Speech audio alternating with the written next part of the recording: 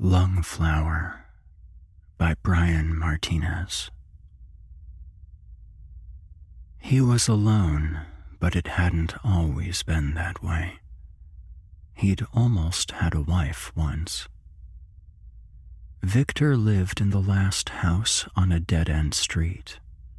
After he proposed to Iris, his high school sweetheart and still the most beautiful woman he'd ever met, he used his life savings to buy an old house in an old neighborhood. The house was 80 years old. The roof sagged, mice ran behind the walls, half the electrical sockets were dead and it smelled of mildew, but he loved it. He loved it because it was theirs. Whenever he had the money, he put it into the house, fixed it up, one room at a time. First, he painted and patched what was needed. Then, he added a gazebo, then an extra bedroom. It grew like a vine, imperfect but gradual progress, twisting and stretching toward the sun. He told Iris the new bedroom would make a perfect nursery. The light was just perfect. He should have taken the look on her face as a sign, but Victor was blinded by the future. He spent so much time staring into it, it left spots in his vision. Like all sunspots, they eventually became blind spots.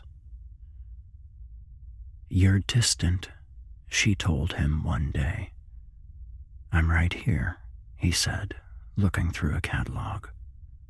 "You are, but you aren't." He didn't understand what she meant, so he didn't take her seriously. She continued to tell him he was distant, sometimes at home, sometimes while they were at the store or in the car, or on the phone at work, until, one night, she told him she needed space. Victor begged her to stay. He offered to sleep in the new bedroom.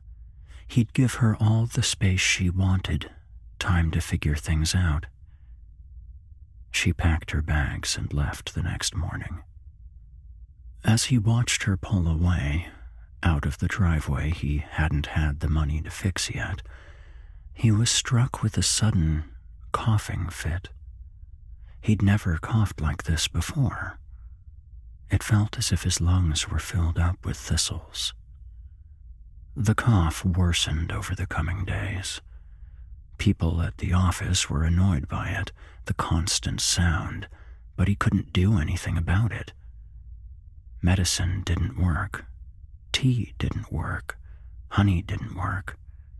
The more he tried to stop coughing, the worse it became. People told him to go to the doctor, but he didn't listen. They didn't know what they were talking about, and he didn't have the money to throw away on doctors. There was still so much to be done on the house.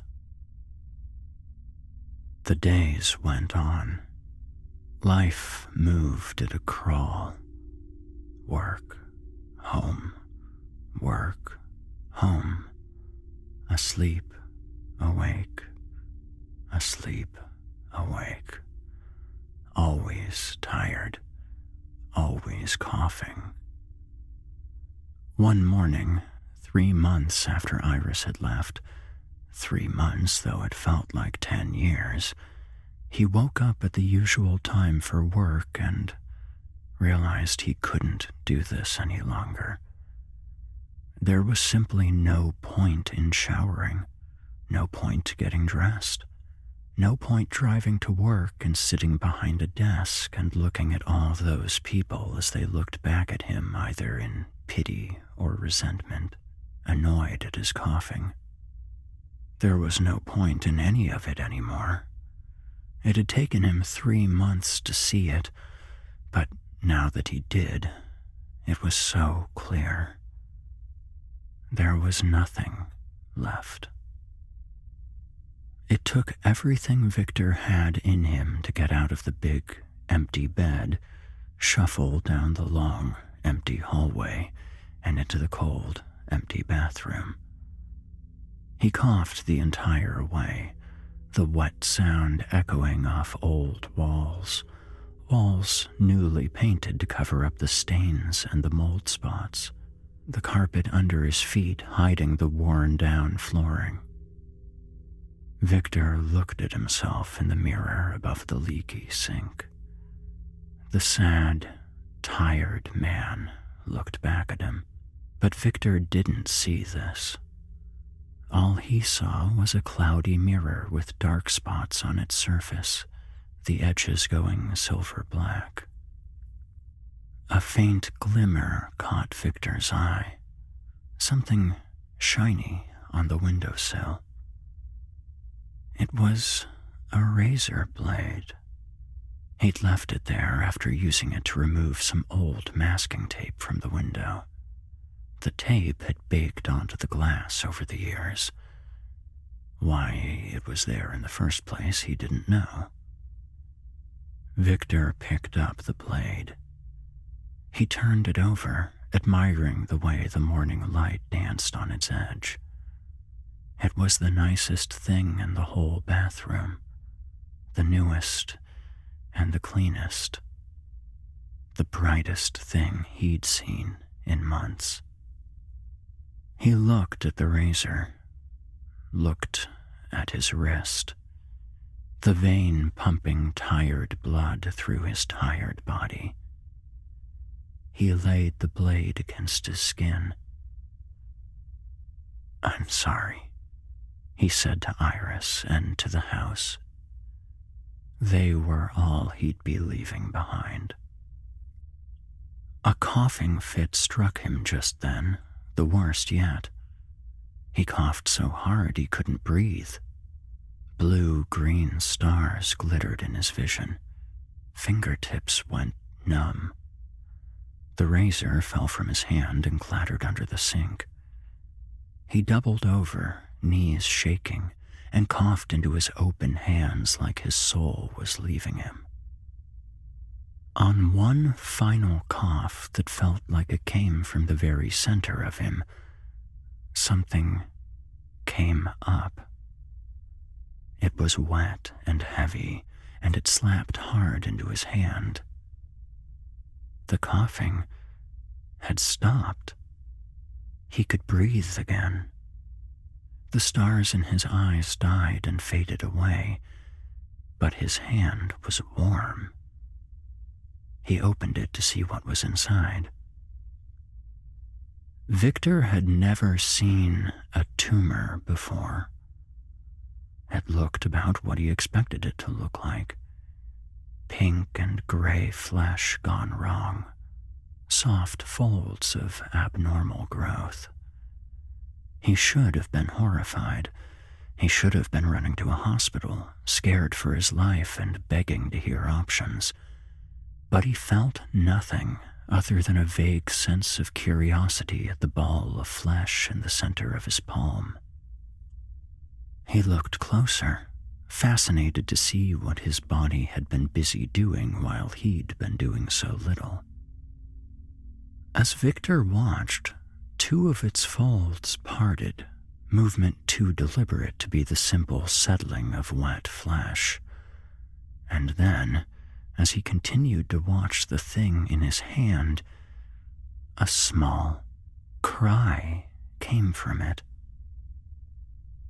Here was the shock. Here was the terror. Victor felt a cold ball of it in his gut, felt his eyes go wide and his throat squeeze tight. Horrified by the thing in his hands, Victor ran to the sink and turned the rusty faucet to full, thrusting his hands under the blast of hot water. The wet ball of tissue swirled around the old sink, pausing at the lip of the drain before the water washed it away. For some reason he didn't understand, panic gripped him. Victor fumbled to turn off the faucet. He cut off the harsh flow of water from the spout, but it was too late.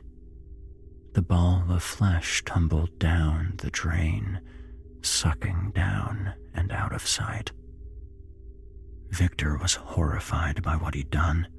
He dropped to his knees and grabbed the pipe underneath the sink. It was thick with rust and slime, his already wet hands nearly slipping free. Victor gripped the curved sink trap as tightly as he could and unscrewed both ends, fighting the years of rust and buildup as water sprayed his face and the wall and floor. He pulled so hard the pipe nearly ripped out of the wall. The sink trap came off. Dirty water gushed from above, spreading out along the green tile. He pulled himself closer, strained to look inside to find what he'd flushed away. It was gone.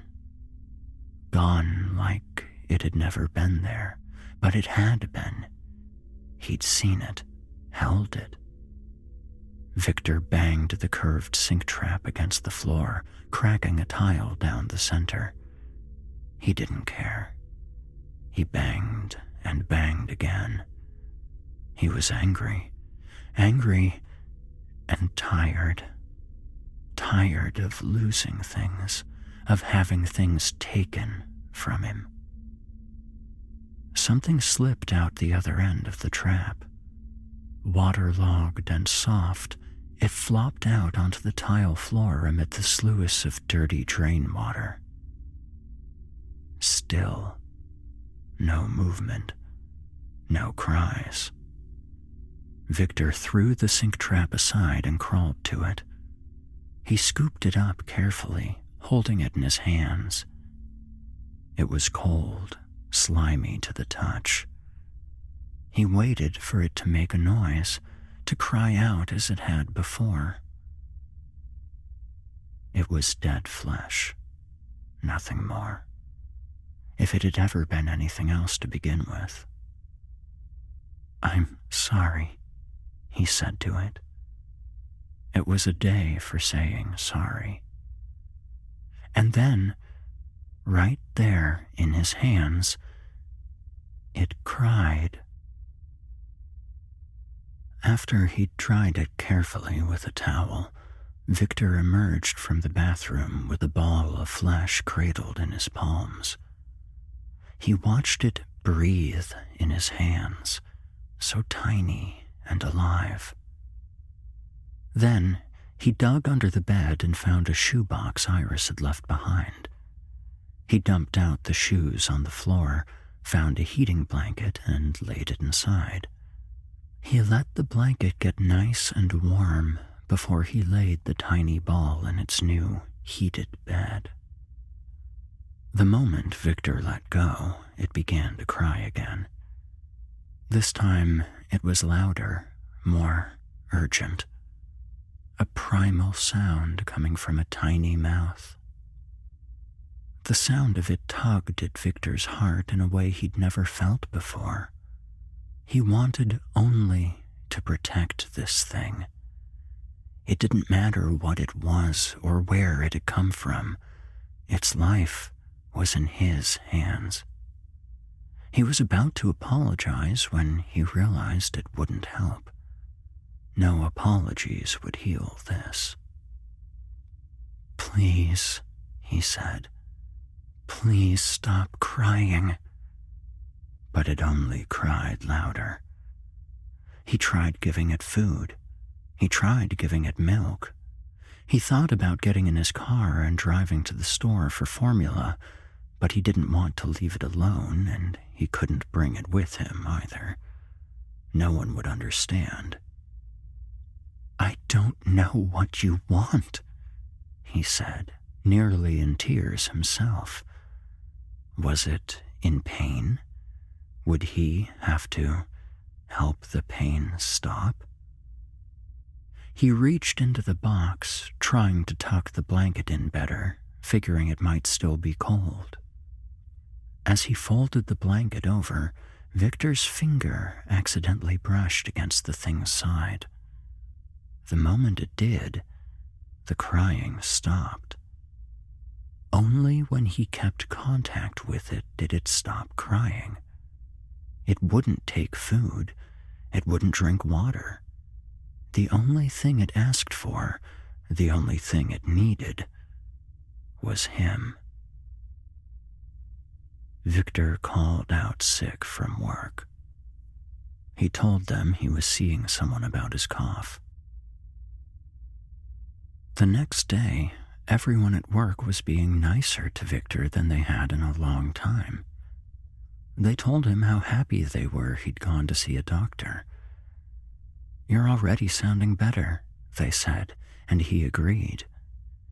He knew the real reason they were happy. They wouldn't have to listen to him cough anymore. Victor sat at his desk and did his work. He caught up on what he'd missed from calling out. He was anxious, though. He could barely stay seated in his chair.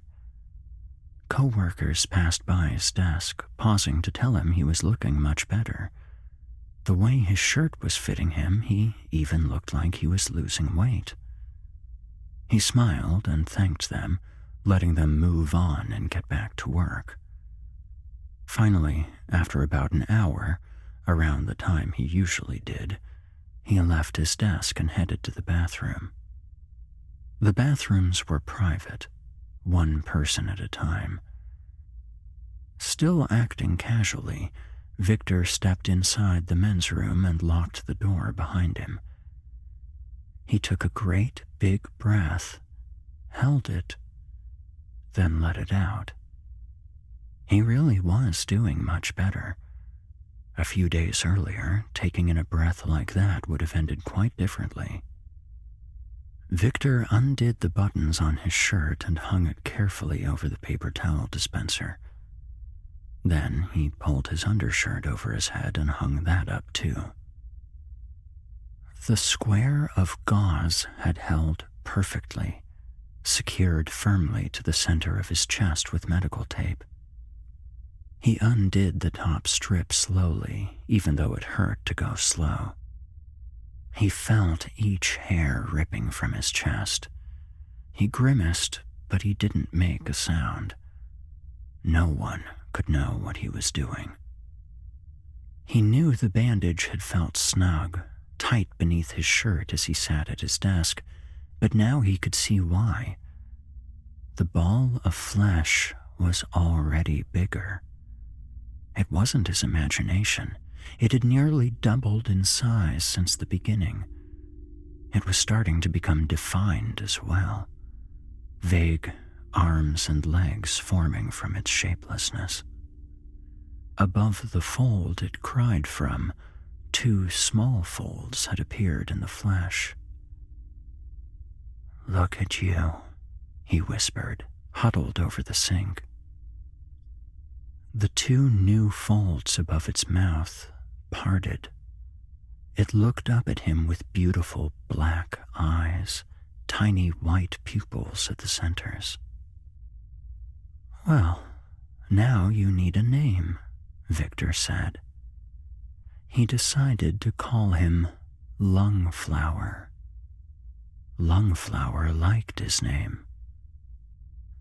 Victor brought Lungflower to work like this for a few days, but very quickly Lungflower grew too big to hide. There wasn't a shirt big enough in his closet that would do the trick.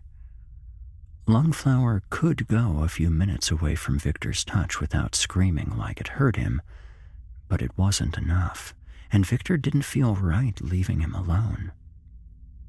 Victor came up with a few hundred ideas how to sneak Lungflower into work. They were all insane, or worse. Even if he could leave Lungflower at home, he didn't trust his neighbors. At least one of them had come snooping around the last time she heard crying, all because Victor tried to take a shower when Lungflower was asleep. He made up a story about babysitting his nephew and left before any more questions could be asked. He had one more idea. Victor called up his boss and asked if he could work from home for medical reasons. There was nothing he did at work he couldn't do from home, but his boss said no. 9 years of loyalty meant nothing to them. Victor had no choice. He quit his job that day. Lungflower had been in the world a week. He'd started the size of a plump cherry. Already he was the size of a baby. He held Victor's finger in his gray-pink hand and smiled up at him. The early days at home with Lungflower were nice. Victor hadn't been without a job since the 6th grade. He'd always had so little time to himself. In fact, he'd never had more than a few weeks' vacation, and they were usually spent sitting on a beach or visiting Iris's family, neither of which held much appeal for him. The new bedroom made a perfect nursery. Victor had been right about that.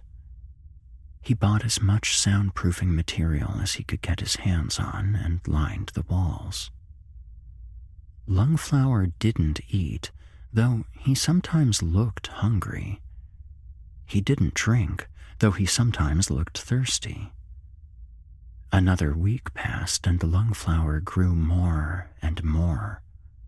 He was taller than a toddler and nearly twice as wide. He seemed to grow faster whenever he was hurt or scared, though that might have been Victor's imagination. Checking that Lungflower was still asleep, Victor snuck out of the house early one morning to buy food for himself. The refrigerator was empty, and so was his stomach. Before he could get into his car, he heard someone call out his name. "Morning," Victor replied to his nosy neighbor. "No more babysitting?" she asked him. "I haven't heard any crying lately." Her eyes accused him. Victor didn't like that. He didn't like her. "Still babysitting," he said, "just getting better at it." When he came back from the store, Lungflower was awake. His screams were so loud they could be heard through the soundproofing. Victor threw the food down and ran to the nursery. Lungflower had gotten bigger since Victor checked on him an hour earlier. Much bigger. He barely fit in his bed now, and his arms were as long as Victor's. Victor held him and told him he was sorry, that he'd never leave him, not ever. He'd only gone out to get food. It wasn't Victor's imagination. Lungflower grew faster when he was scared. He'd grown a strange fold at the center of his chest, like a kangaroo's pouch. Lungflower did eat something. Victor discovered it one evening by accident. As the sun set through the kitchen window, Victor prepared himself dinner. He'd decided to make a meatloaf. He'd gotten good at cooking for himself over the past few weeks. His entire life, he'd always either lived with someone or had no reason to go through so much effort. Now, he had a reason to take care of himself. With Lungflower holding his leg, Victor gathered all his ingredients on the counter. Eggs, milk, breadcrumbs, ketchup. He opened the package of chopped meat over the basin sink, draining off the excess blood before transferring it over to the large bowl on the center island. Victor placed the chopped meat into the large bowl and began to add his other ingredients, kneading them together. The meat was cold, the ketchup colder, and his hands ached. Egg yolks burst between his fingers. ketchup squished and mixed with the chopped meat. He glanced down to see how Lungflower was doing and found, to his surprise, that Lungflower wasn't by his side. A moment of panic seized him. Lungflower never left his side, never even let go of him. He prepared himself to search the house, to find something terrible. But the search didn't last long, and what he found wasn't terrible at all. Lungflower was around the other side of the island, crouched over something he'd found. Victor hadn't noticed that when he transferred the meat from the sink to the island, a bit of it had slipped through his fingers and fallen to the floor. He watched as Lungflower's pinkish-gray hand reached out and claimed it, brought the meat to his mouth. Before he could eat it, though, Lungflower turned and looked at Victor.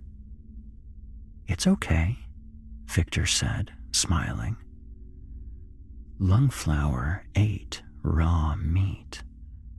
Victor tried to cook it, but when he did, Lungflower spit it out. He tried to season it, marinate it, give it some kind of flavor. Lungflower wouldn't take it. Victor began to buy more meat at the store. The more Lungflower ate, the more he could be on his own for small stretches of time.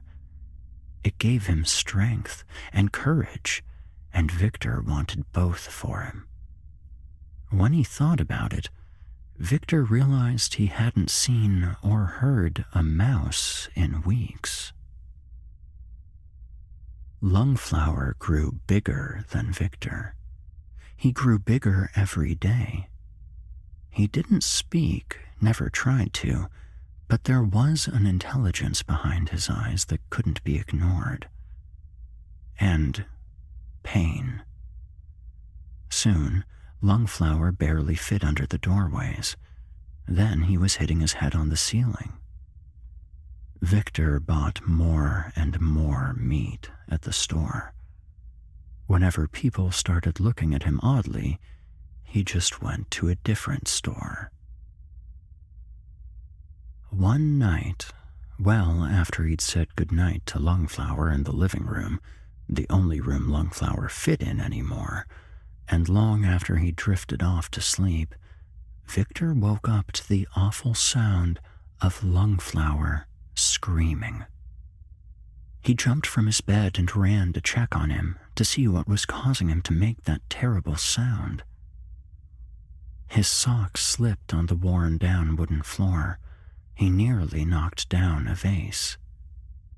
When he reached the living room, he gasped at what he found. Lungflower took up the entire living room. His thick neck was bent, head craned sideways against the ceiling. His black eyes looked at Victor, filled with so much pain.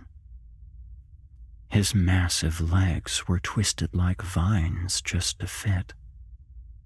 Victor had been worried about this moment. He'd been trying not to think of it, but it had arrived all the same.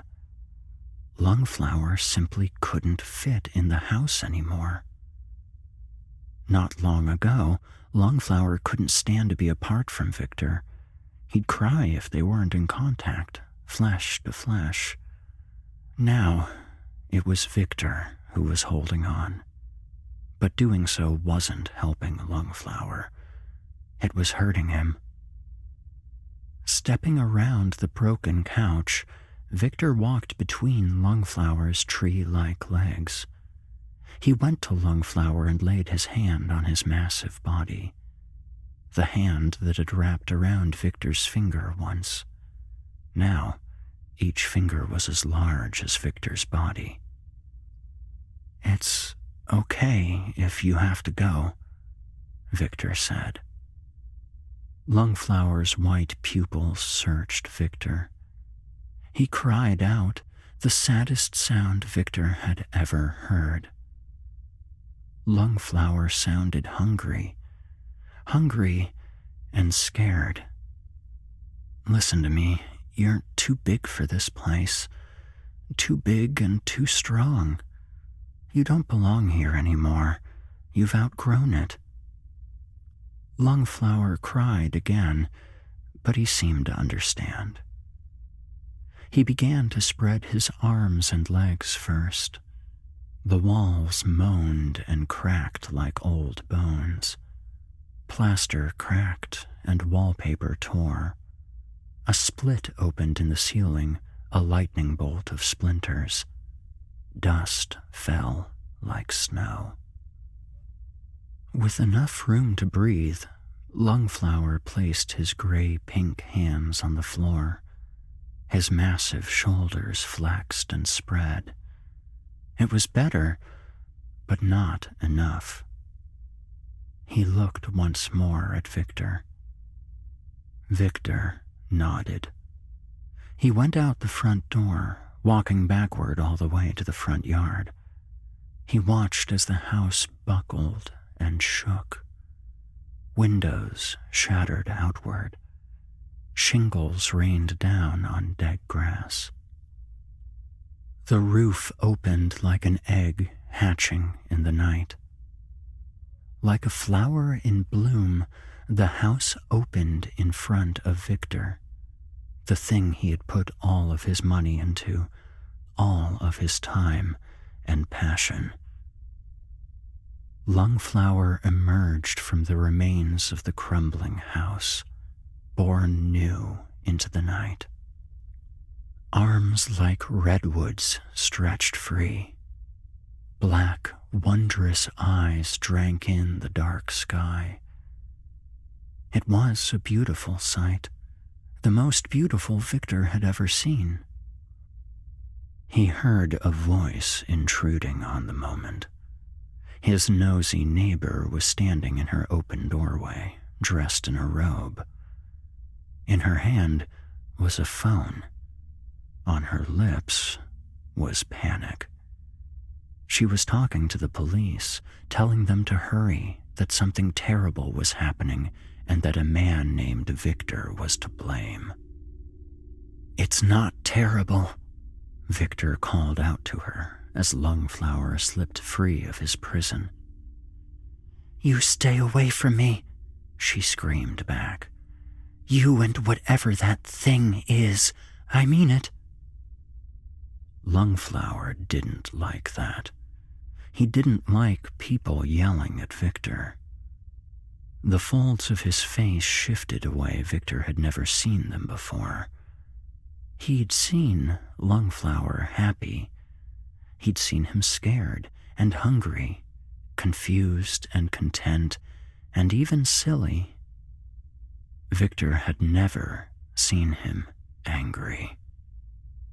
In 3 massive strides, Lungflower went for the woman. With each step, Victor swore Lungflower grew another 10 feet. The woman was frozen by the sight of it. She didn't try to run until the very last second. She ducked inside her house and slammed the door. Lungflower turned to Victor, asking permission. Victor had watched from his cracked driveway. He was amazed to see Lungflower out in the world. When he shook his head, Lungflower reached out and grabbed Victor up from where he stood. Lungflower could crush him like a cherry with bones, but Victor wasn't afraid. He didn't fear dying, and he didn't have to. He knew Lungflower wouldn't hurt him. Lungflower might have grown a lot in the past few weeks, but he was still exactly the same. "You're doing so well," Victor told him. The vibrations of Lungflower's purring shook him. It felt good, like one of those massage chairs at the mall. It wasn't long before the police showed up. Lungflower was scared of all the cars at his feet, their flashing lights and sirens. Victor told him to stay calm. The two of them ignored the noise and the lights for a while, ignored the men trying to speak to them through bullhorns. Victor pointed out all the new sights and told Lungflower what they were called. Lungflower liked the telephone wires best. "Stay calm, Victor," one of the police said through his bullhorn. "We called your wife. She's on her way." "I don't have a wife," Victor replied. He glanced at the house they'd once shared. It was nothing more than a pile of sticks and moldy insulation, a cheap gazebo in the backyard. Maybe that was all it had ever been. Victor looked up at Lungflower, the way Lungflower had once looked up at him. "There's nothing here for us," he said. Lungflower's black eyes understood. He slipped Victor into the fold in his chest, like a kangaroo's pouch. Then he ran, leaving the shouting police and the pile of sticks behind. Lungflower's footsteps shook the earth. The streets trembled and cracked under his feet. People screamed and cried and prayed and took their pictures. And all the while, Lungflower grew bigger. Victor watched from the warmth of Lungflower's chest as houses fell. He smiled as office buildings broke and electrical boxes exploded. Power lines and telephone wires, Lungflower's favorite, snapped under his feet like overused fishing line. And still he grew bigger and bigger. Because even though he was massive, even though things crumbled and burned with each move he made, he still felt everything. Everything he broke hurt him too. Everything he ruined him back. Soon, the men with guns came. They fired at Lungflower, scaring him, leaving black marks across his skin. But no matter how much they threw at him, how many bullets they fired and explosives they launched, Lungflower didn't fight back. He only protected Victor, shielded him from the pain. Bigger and bigger Lungflower grew. Bigger and bigger the guns came. As fire lit up the sky, reflecting like bright orange petals in Lungflower's eyes, Victor realized a terrible truth. Lungflower had one downfall, one weakness in this world. Him. Victor had been all that Lungflower had needed in the beginning, but now, out in the world, Victor was holding him back. A crutch. A heated blanket. Down in the crowd of flashing lights and violent men far below, behind the orange and white barricades, Victor saw a face he'd known in another life. They'd shared a house once, a future. He didn't resent her in the slightest, not anymore. He was grateful to her. He was happy she was here to see this. Without hesitation, Victor jumped. He threw himself free before Lungflower could stop him. He fell like a raindrop, down, down, down Lungflower's incredible height, soft wind in his hair, his clothes flapping like a flag. All the way down, his eyes filled up with tears as he beheld how big Lungflower had grown. He was so happy he barely felt the impact. As he lay on the ground, blood pooling around him, filling up the cracks in the dirt to water the earth, Lungflower bent down, down, down to see him, to bring his vast face close to Victor's. Even then, somewhere in the distance of faded sound, the guns still fired. "They're scared," Victor told him. "They're scared because you're strong." Victor's eyes began to go dark. Shadows closed in like a warm blanket. He looked into Lungflower's eye, at the sadness there, the pain.